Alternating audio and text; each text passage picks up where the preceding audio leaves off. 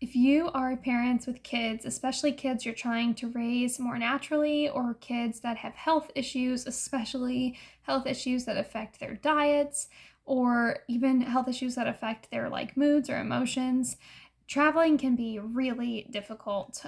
We have run through this ourselves so many times, and since we just got back from a very quick little trip we had to take, I thought I would just film real quick 5 quick tips for parents that are traveling with young kids and trying to keep things clean and get through the trip without everybody going crazy. Now, we've done a lot of these things. Some of them we've added over the years. Some of them we've done the whole time, and our kids still have a tough time. It depends. Sleep has always been the hardest thing, and it's still the thing we haven't worked out perfectly. But I at least wanted to share the things that have made a big difference for us that could make a big difference for you as well. The first one is to pack a lot of snacks that are like approved for your kids and just for yourselves ahead of time. So like go do an extra grocery store trip or make an extra grocery list when you're shopping. I know for us, we don't buy a ton of groceries right before we leave. So typically I do have to make like almost a specific trip sometimes just for the trip if some of it's a little bit more perishable, or if it's like I'm buying stuff that we eat a lot, because if I buy it too soon before the trip, we might eat all of it before we go. Stock up on a big bag or two of foods that your family, if you both have sensitivities or allergies also, but especially that your kids can eat, and foods that are easy in the car. I've made the mistake of packing a cooler up and thinking like, oh yeah, I'm going to give them this like really fresh lunch meat and stuff in the car. And it ends up being a mess. It's hard to keep it actually cold enough, long enough. And it's easier to just be like, you know what? Unfortunately, they're not going to get a perfect balanced amount of meals today while we're on the road, but at least they won't be hungry, and at least it won't be disgusting food that is going to make them go crazy or give them stomach aches or that I have to be worried about. So stock up on a bag of snacks, bring little bowls to just give it to them to eat in the car. And yeah, it's another thing to keep up with, but you'll be so relieved to be able to just give those to them and not be stressed about adding to that, because oftentimes wherever you're going, it's hard to keep things perfectly clean. We've had situations where we had to, and we made a ton of sacrifices to do it. And but when like it's not as high level of necessity, a lot of times little stuff slips in. So keeping it as clean as you can when you have the option to is really nice. The second one pairs with that, stop at grocery stores instead of fast food restaurants. It's easier to go to the bathroom. A lot of times in the grocery stores, there's more bathrooms that less people are using. Oftentimes they're cleaner, not all the times. And then you can just get food in there. Now, sometimes we'll hit a wall where we're like, man, we really want like a real meal. There's something psychological about always only having snacks all day, no matter how many snacks you have, where you just don't feel satisfied. So sometimes we'll go to places like Whole Foods that have like the salad bar and a hot bar, and you have like not everything in their hot bar is clean ingredients. You still have to read all the ingredients when you go through. But that's typically enough to like get something to fill up that kind of need for a hot meal. Some places even have like, even some Whole Foods, I think I've seen this, have microwaves, or if you bought something from their frozen section, microwave is not ideal. We won't get into that right now, but it's a lot better than like a McDonald's burger. Also, if you like look at your route ahead of time and learn, if you can't stop at a grocery store, this is tip number 3 actually, is to read the menus of the places that you'll be either passing on the road or that will be where you're going ahead of time. Like download them, study the ingredients, call places ahead of time to ask about ingredients if you're on any kind of really serious diets. When I was low FODMAP, I rarely ate out, but if I wanted to, I had to call every restaurant ahead of time, try to call them during slow hours, ask the waitress or to ask to speak to a manager to find out what kind of oil they use, if there was garlic in any of their seasonings. But even though it's annoying, people are much happier to help you with that over the phone during a slow time than if you're sitting there at their table in the middle of a dinner rush hour. And then it's like too late and you're stressed and everybody's hungry. And if they're not sure, it's too easy just to order the thing that ends up making either you or your kids feel sick. So pack a big bag of snacks, stop at grocery stores instead of restaurants. If you are going to go out to eat, which is fine, like it's just a choice. Sometimes certain diets allow for that more than others, or your kid sensitivities allow for it more at sometimes than others. But if you want to go eat out, or you need to, look at the restaurants you're going to pass along your route and study the menus ahead of time. Also, like a bar and grill, unless it's using local stuff, don't go to chains. Like when you can go to a local place, you will feel less bad than most chains. There's some chains that are becoming more reliable, like Mission Barbecue. But don't go to chains when you can avoid it. Sorry, I thought I was about to get an interruption. The kids are trying to go to bed. Give me 1 second.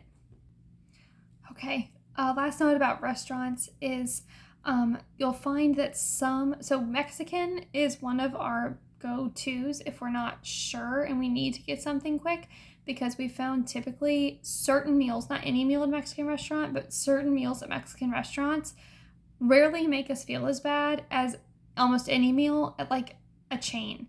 And so just learn kind of what your family is more sensitive to. Now, when I was low FODMAP, that wouldn't have been the case, but on most other diets where we need to be cleaner and we don't want a bunch of wheat and we don't want a bunch of chemicals, typically just like something ground beef at a Mexican restaurant is gonna be a lot cleaner than like a burger at a chain restaurant, especially when you add in like fries or anything else that they season it with, or sauces. So that's that tip. The fourth tip is to break up your trip a little differently and intentionally based on your kids. So when my oldest daughter, is super active, super wiggly, and so we found it was actually better for us to take a long break, like once you were like 2.5 hours into the trip, rather than wait and just take little breaks every time people needed to go to the bathroom or something. So like taking like the 45-minute break to get out, to let her move, to sit in like the Mexican restaurant and order something, or to just sit like at the back of a big parking lot and let her run around while we ate our snacks in the car, was better, and then helped everybody get through the whole thing faster, actually, because you didn't have to make so many micro trips, and her mood was just much better throughout the trip.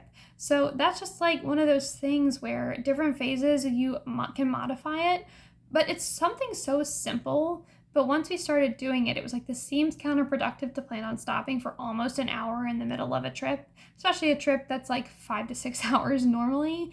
But it made all the difference. And then she like had a good meal and some wiggle time before we then arrived where we were going.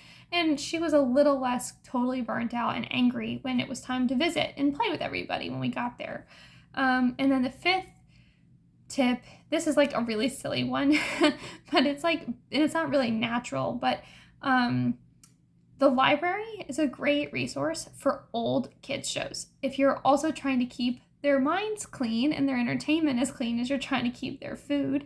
I have recently discovered that if you go to the library, while they have plenty of the new trash that you can rent, they have DVDs of a lot of the old stuff, like Mr. Rogers or Spot or Kipper, just stuff that's clean and that's simple for them to watch, and that can actually keep a pretty big range of kids entertained. So we do let them watch DVDs in the car.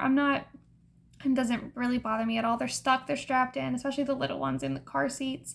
It's just kind of miserable back there. So if a really clean, innocent show that they don't really watch at home can help them get through the trip, then it's better for everybody. So the library is a great free way to find nice old kids shows that are going to be just cleaner and way more simple and less noisy, which is really nice if you have kids that are too little to use headphones, so everyone's listening to it the whole time.